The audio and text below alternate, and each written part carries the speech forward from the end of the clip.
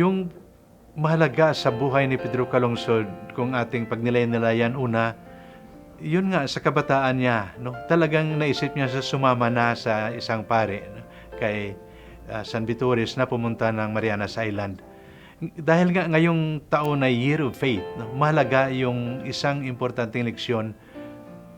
He took seriously the faith. No, sana nga po yung mga bata, lahat tayo, no, makapagsabi na napakahalaga pala ng aking faith, yung aking paniniwala sa Diyos.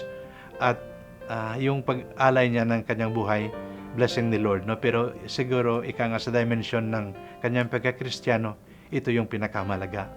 Yung kanyang pagtuo, no? Ika nga, ng pananampalataya.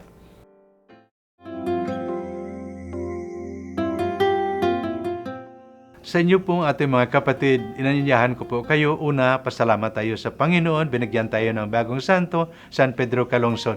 Sana nga po ay yung ilan sa inyo makapunta sa Roma, October 21, 2012. Kung hindi man, sana nga po makapunta kayo sa Cebu, November 30, 2012. Ito ay ating Thanksgiving Day.